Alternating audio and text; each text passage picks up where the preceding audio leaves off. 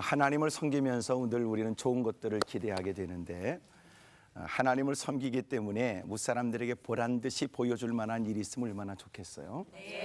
교회 다니지 않는 너하고 교회 다니는 내가 이렇게 차이가 난다고 소위 본때 보여주고 싶을 때도 있고, 또 우리가 엎드려 기도할 때 기도하는 일들을 비아냥거리는 사람들에게 이렇게 기도하는 일들이 얼마나 가치 있는가를 봤냐고 보란듯이 그렇게 나타내고 싶을 때도 있는데, 어떨 때는 하나님이 우리를 당혹스럽게 하실 때도 있는 듯합니다.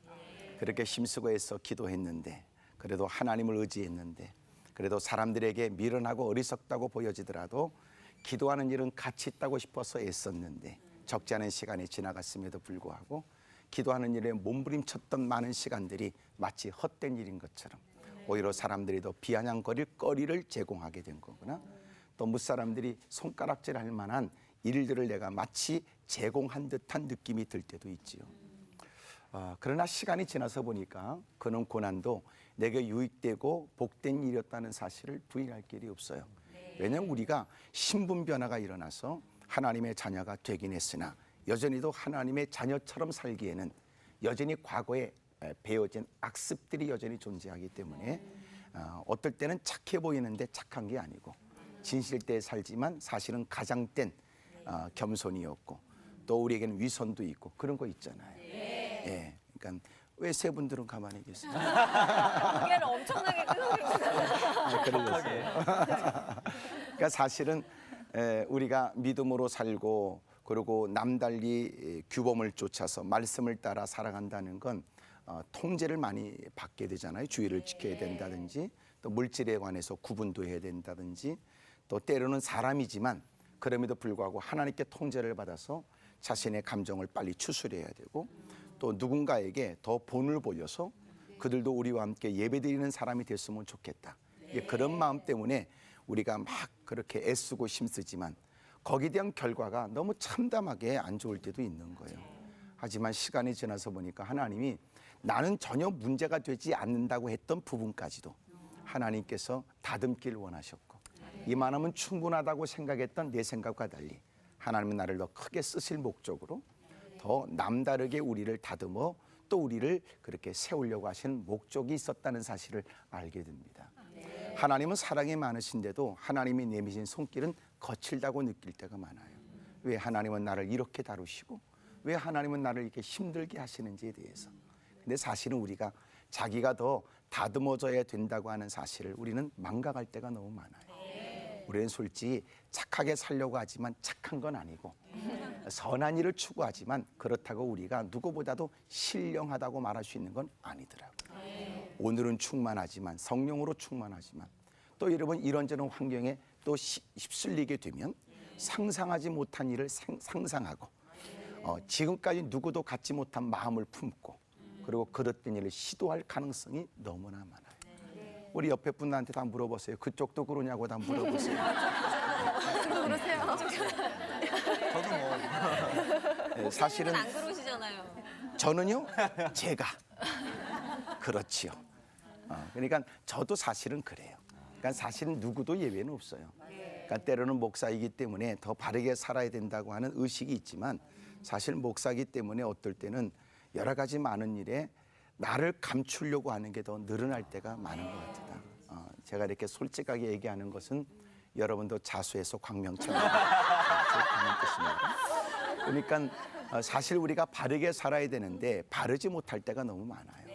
그래서 하나님이 그런 사람을 가꾸고 또 우리 그릇된 행동을 교정하고 그리고 더 나은 신앙, 성숙된 신앙이 되도록 하나님이 우리를 가꾸시거든요. 근데 우리는 어떨 땐 그게 싫은 겁니다. 뭐 이런 거요? 왜 하필 지금입니까? 뭐 이런 거요? 왜 하필 그 일입니까? 뭐 이러는 거. 마치 하나님이 나를 버린 듯하고 하나님 나를 외면하시는 것처럼 느껴진다. 하지만 하나님이 우리에게서 눈길을 떼신 적이 없어요. 하나님이 우리를 우리보다 더 위하시고 사랑하기 때문에 때로는 이만하면 충분해요. 주님 저 건들지 마세요. 왜 하나님은 나만 쫓아다니세요? 왜 하나님은 나를 이렇게 귀찮게 하세요? 그러지만 만약 하나님이 우리가 원하는 대로 방치하거나 내버려 두면 오늘 이만큼은 됐을까요? 철없는 우리를 주님은 끊임없이 손을 대시고 또 아직도 깨닫지 못하고 옳고 그름을 분별하지 못하는 우리에게 하나님은 더 적극적으로 개입하셨던 거예요. 시간이 지나고 나니까 이해가 돼요. 그런 일이 없었더라면 내가 하나님을 알 수도 없었겠고, 그런 일이 없었다면 내가 하나님께 무릎 꿇고 기도하는 걸 배우기가 어려웠을 것이다. 사실 기도는 다양한 종류의 기도가 있잖아요. 소리내서 발성하여 기도하는 거, 때로는 소리를 내지 않아도 하나님이 응답하세요.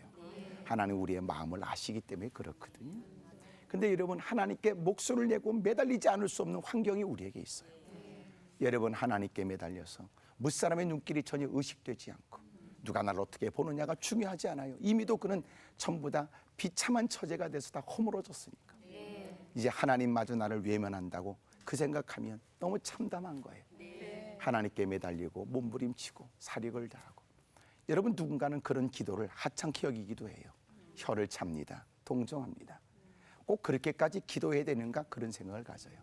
자기는 그렇게까지 기도할 필요가 없으니 자기는 누구보다도 괜찮은 삶을 살고 있다고 착각하는 겁니다. 사실 따져보면 문제없는 사람이 어디 있어요.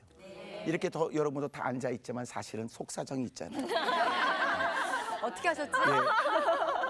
마음 통한다 싶고, 그러면 서서히 이제 눈에 눈물이 고이고, 사실은 그리고 속 얘기를 끄집어내놓기 시작하면 대번에 넋두리는 자기 인생 얘기를 하려면은 며칠 밤을 지새워야 된다, 책 몇 권을 써야 된다, 뭐 그런 얘기들을 한단 말이에요.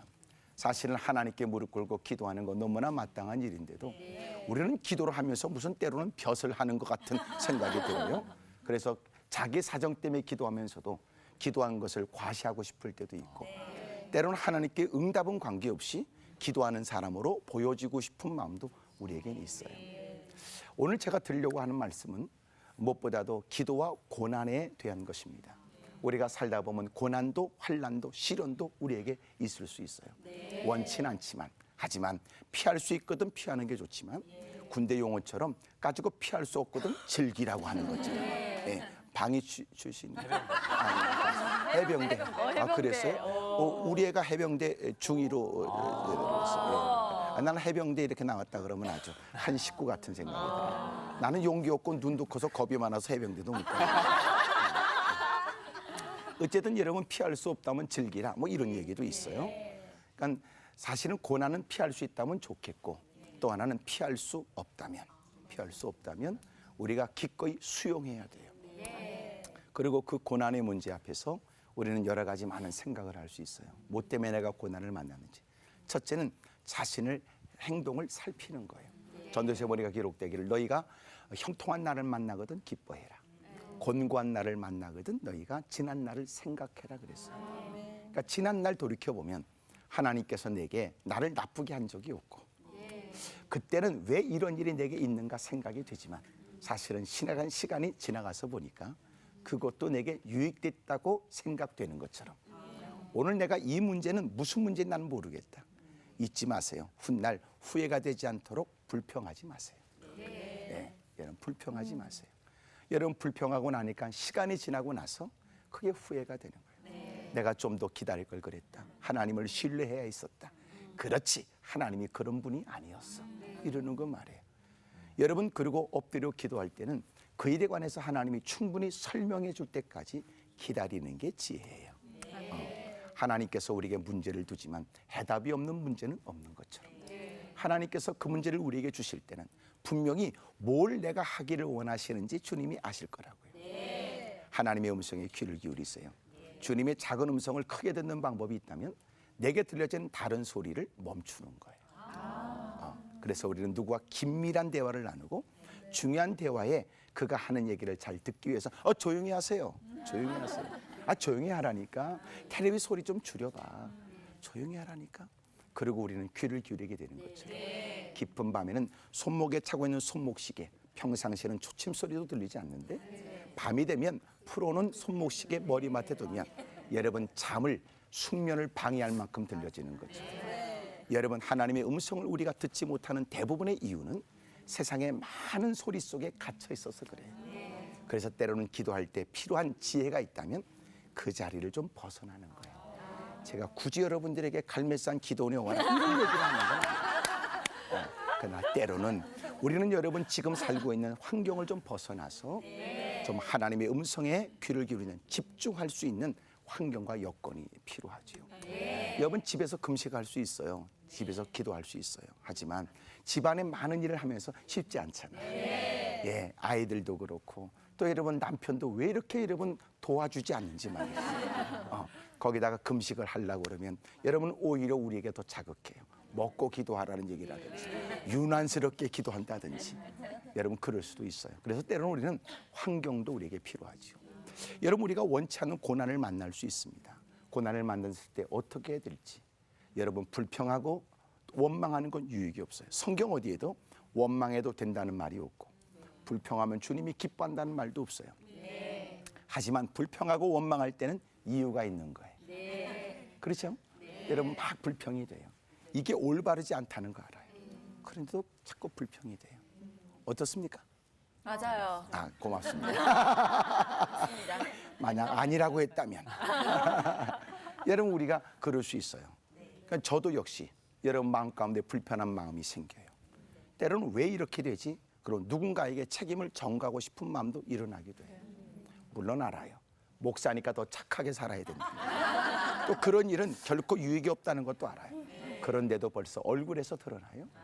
어투가 달라져요.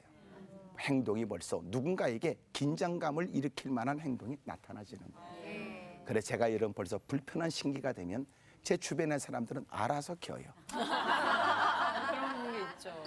여러분 벌써 한 가정의 한 가정주부가 마음이 불편하여 얼굴이 이그러지면 온 집안이 전부 다 안개 낀 장충당 공원. 여러분 마음이 불편하지요. 힘들지요. 예. 그러니까 우리가 여러 가지 일들을 만났을 때 어느 순간 여러분 옳고 그름에 대한 의식보다는 감정에 치우칠 가능성이 많습니다. 다 어려워요. 힘들어요. 괴로운 일이 너무너무 많아요. 그럴 때 잊지 마세요. 그래도 우리가 여러분 기도로 풀어야 된다는 걸 말이죠. 오늘 제가 누굴 얘기하고 싶으냐면 다니엘을 얘기하고 싶어요. 여러분 다니엘은 어떤 사람일까요? 다니엘을 그러면 어떤 생각이 나죠? 똑똑한 사람, 머리 좋고. 똑똑한 사람.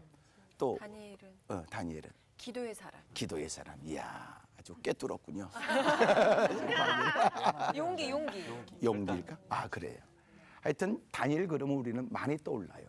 그의 여러분 하나님의 말씀대로 사는 일에 대한 여러분 남다른 용감성.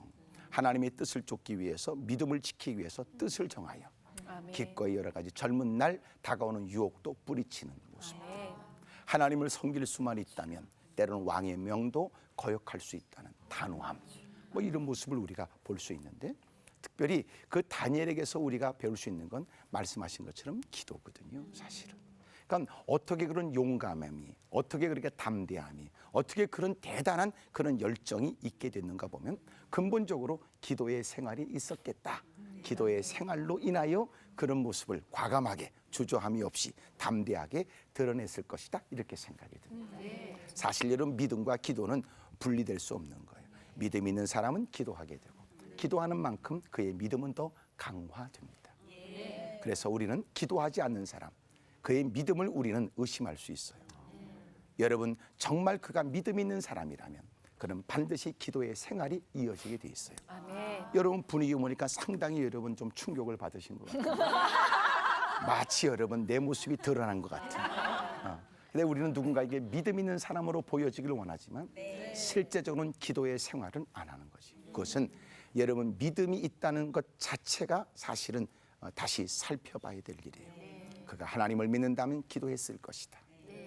그가 기도하는 사람이라면 남다른 신앙의 모습으로 그의 믿음은 더 견고한 모습을 보였을 것이다. 하지만 그가 믿음을 얘기하지만 기도하지 않는다면 그의 믿음은 의심받을 수 있으며 여러분 그가 믿음이 있다면 그는 마땅히 기도했고 기도했다면 누구보다 출중한 믿음을 소유할 수 있었을 것이다. 다니엘은 그만큼 기도했던 사람이거든요. 아멘. 여러분 글을 보니까 마침내 많은 사람들이 다리오 왕 때 그가 왕에 의해서 세 총리가 있었는데 그중에 한 사람의 총리를 세워 나라를 다 관할하게 하려고 하니까 그는 다니엘이었는데 다니엘에 관해서 모함하고 시기하는 사람들이 이 다니엘에 관해서 흠집을 내기 위해 노력을 했어요. 소위 요새 여러분 신문이나 뉴스에 많이 접하게 되는 건 소위 감찰을 한 거예요. 그래서 뒤를 열심히 뒷조사했는데 깨끗한 겁니다. 흠이 없고 그는 바르고 정직하고 진실되게 살았던 거예요.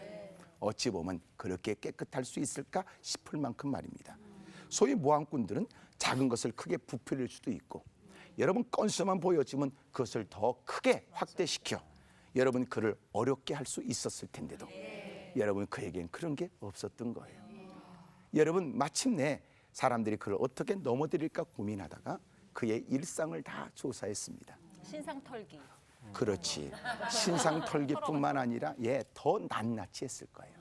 더 집에까지 쫓아가고 그의 일상의 생활을 다 살폈을 거예요.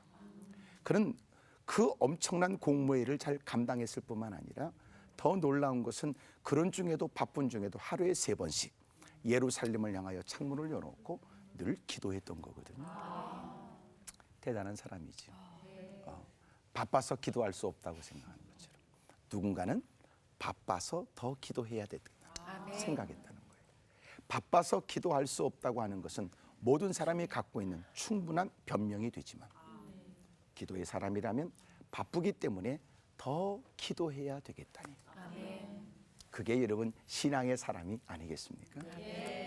특별히 여러분 그가 보였던 여러분 신앙의 모습에 사람들은 주목했는데 하루에 3번씩 엎드려 기도했고 그는 기도 없이는 살 수 없는 사람이고 기도를 해야만 되는 사람이었고 만약 그를 기도하지 못하게 한다면 그는 목숨을 걸고라도 기도할 사람으로 여겨진 거예요. 대단하잖아요.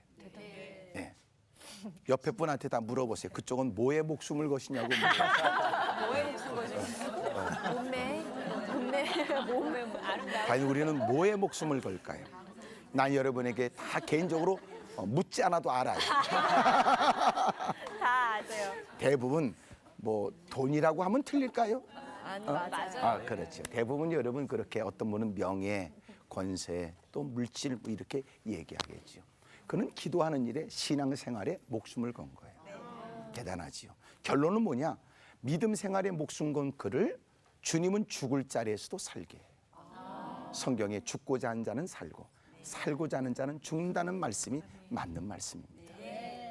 여러분 특별히 그가 보였던 거 사람들이 모함꾼들이 왕에게 법을 제정하게 하여 이제부터 30일 동안 왕 외에 누구에게든지 기도하고 도움을 청하는 사람이 있다면 그 사람은 굶주린 사자굴 속에 집어넣는다는 법을 누구도 바꿀 수 없는 법을 만든 거예요. 사람들은 가만히 설로 그리고 왕이 기꺼이 응하여 도장을 찍고 세상에 반포했습니다. 누구도 바꿀 수 없는 법이었어요. 여러분 누구를 목표로 삼았냐면 다니엘을 죽일 생각이었으니 그는 기도하지 말라고 하면 기도할 사람이었고 그걸 빌미 삼아 합법적으로 그를 사자굴 속에 집어넣어서 죽이겠다는 생각이었습니다. 여러분 그런 사실을 모를 리가 없는 다니엘은 기꺼이 자기 집에 가서 예루살렘을 향하여 창문을 열어놓고 예루살렘 그곳에 하나님의 성전이 있으니까 그렇게 늘 무릎 꿇고 기도했던 지금까지 전례를 쫓아 또 그날도 또 기도하고 또 기도했어요. 여러분 몰래 카메라는 없었지만 사람들은 이미도 다 지켜본 거예요. 다 지켜본 거예요. 다 살폈어요. 언제 어느 때에 그가 뭘 했는지 법을 어떻게 어겼는지를 다 조사해서 드디어 왕에게 이 사실을 고발합니다. 물론 그들의 얼굴은 슬픈 기색이 있었을 거예요. 자기의 속내를 감추고 슬픈 일입니다. 참으로 말씀드리기 쉽지 않지만 사실은 그렇게 왕이 총애하고 사랑하는 그가 불행하게도 왕의 명을 어겼습니다. 그러므로 이것은 왕이 귀감이 되도록 이런 것은 너무나 가슴 아프고 안타깝지만 발 한쪽이 끊어져 나가는 것 같고 신체 한쪽이 상실하는 것 같은 아픔이지만 그래도 이것은 어쩔 수 없이 모든 나라가 좀 더 위상이 서고 왕 앞에서 모든 사람들이 기꺼이 법을 기꺼이 순종하여 행할 수 있도록 이 일을 왕이 앞장서서 행하게 해달라고 도움을 청했는데 왕이 여러분 자기의 사랑하는 다니엘이 여러분 저들이 만든 법에 표적이 됐다고 전혀 생각하지 못했다가 비로소 상황을 알게 된 거예요. 하지만 여러분 밤잠을 못 자고 고민을 하고 애쓰고 시간을 지체하면서 몸부림치지만 여러분 방법이 없어요. 결국은 어쩔 수 없이 그를 그렇게 사자굴 속에 집어넣으라고 명을 내리게 됩니다. 슬픈 일이지요. 왕도 그를 사랑하지만 왕도 그를 어찌할 방법이 없었던 거예요. 드디어 여러분 그렇게 사자굴 속에 들어간 다니엘.